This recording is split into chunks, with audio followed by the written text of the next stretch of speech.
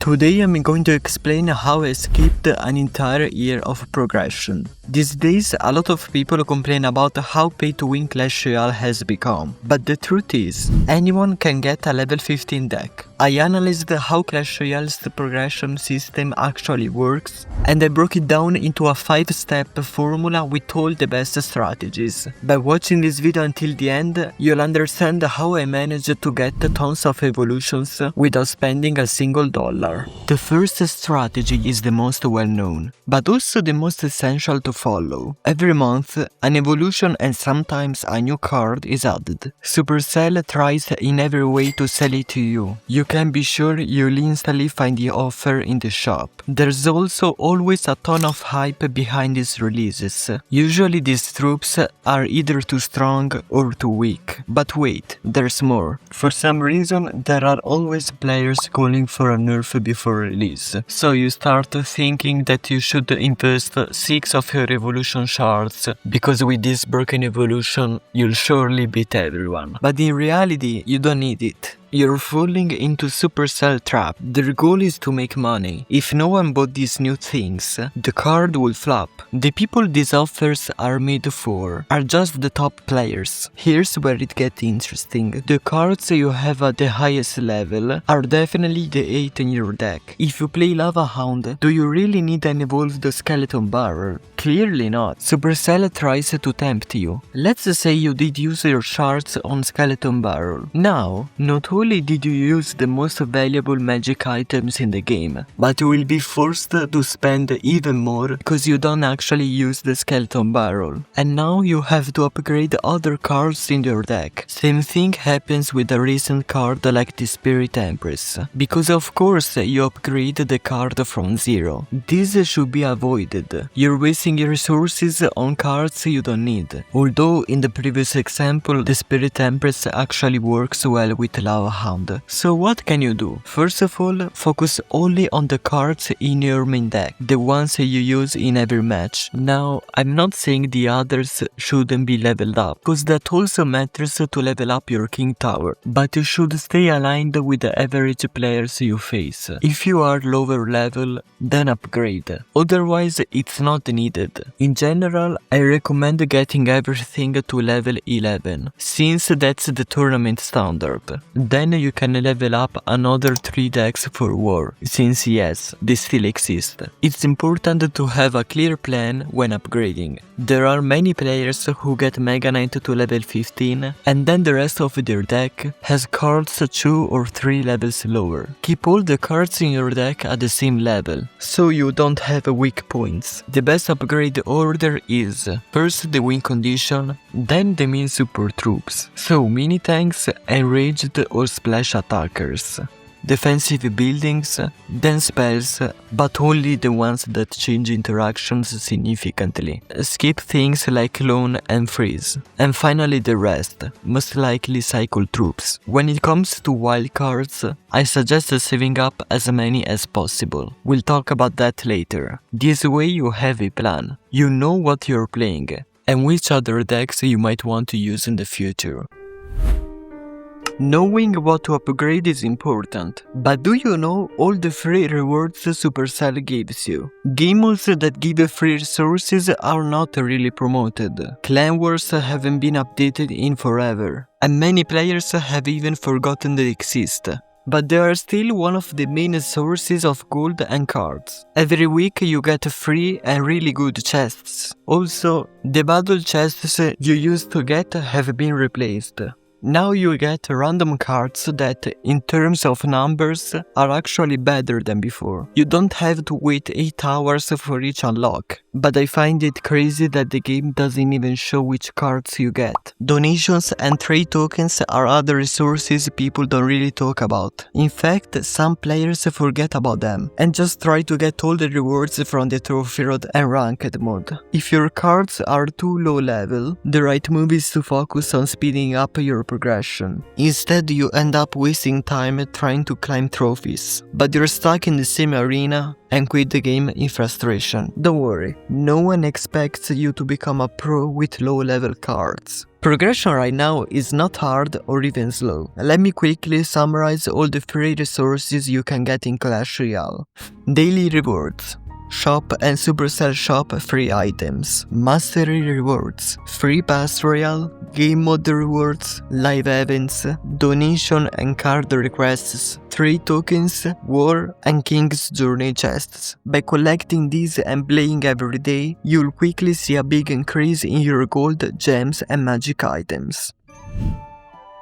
There are 2 game modes that barely get any attention. Until a few months ago, challenges with the season shop were definitely one of the best progression methods. You got cards, evolution shards, a wild shard and a book. However, Supercell decided to reduce these rewards to just gold. Also, rewards from classic and grand challenges have been changed. Along with the global tournament, these events are now played mostly by experienced players, making others think they are no longer worth playing. People believe you should only play these modes to train, and if you want to have fun and max your account, there's no point. But I realize that's not entirely true. First of all, the global tournament is still the only place where you should invest your gems. Everything you can get from it is worth way more than just 500 gems. Just a legendary king's chest costs 2500. Using gems for emotes, cards and gold is not worth it. Maybe you can use a few to refresh trades with the trader, if you're missing just a few copies for an upgrade.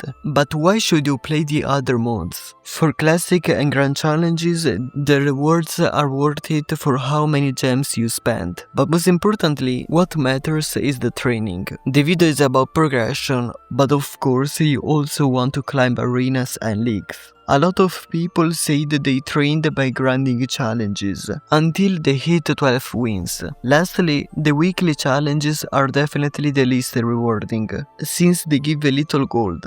But hey, they're still free. What really matters is mastery. With these challenges, you get to play different cards without worrying about their level, and you boost their mastery. We talked about all the free ways to progress in the game, but now let's cover the most essential: wildcards. Everyone wonders when they should use them. They are really important for upgrading, because you choose which card to give copies to. Common and rare wildcards are pretty easy to get, while epic, legendary and champion ones are harder. New cards being released always tempt players to use them, but also balance changes. When a card gets nerfed, players think it's no longer worth using and pick another one just because it got buffed. So, not only is it a problem that Supercell tries to sell you offers, but they also make you switch decks constantly, forcing you to relearn all the interaction every month, keeping you stuck in the same league. So what should you do?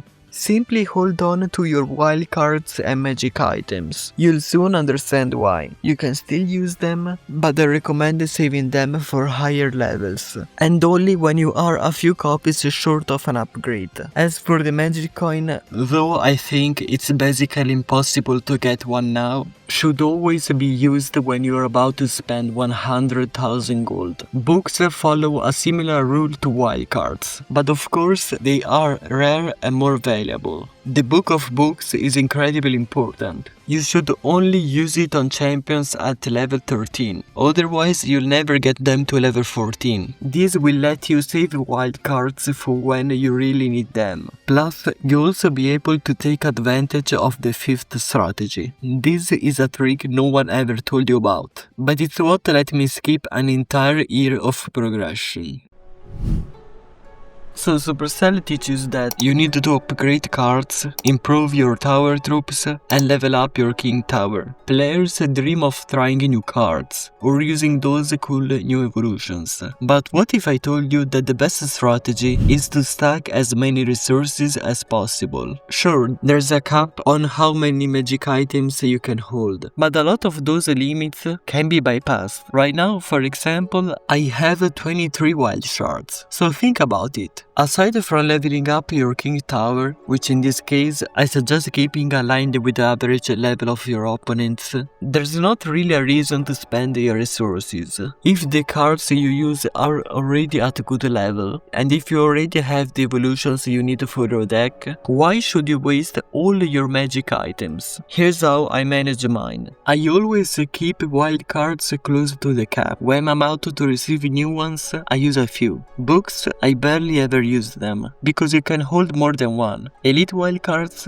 ever since I maxed the 8 cards from my main 4 decks, I haven't used them. But once I get close to 400,000, I'll do an upgrade, because unfortunately, those can't go over the limit. Now, I'm telling you how to speed up your progression, and also telling you not to spend your resources. Why? Because, do you remember Clash Royale? When both level 14 and level 15 were added, Supercell launched an event for all players, where gold and card costs for upgrading every level were cut in half. It's pretty safe to assume that something similar will happen for elite wildcards. I predict level 16 will be added sometime between next summer and fall. It's a long wait, yes, but that is what made me a lot more patient and careful with upgrades. There's no button in Clash Royale that instantly gives you all max level cards. All these tricks are just here to cut down the time it takes to max your account. But with this method, every upgrade you make is worth twice as much. Having high level cards will definitely make climbing easier. You also have to improve your skill as a player, and for that, you might want to check out this video, where I explain how to get better at Clash Royale.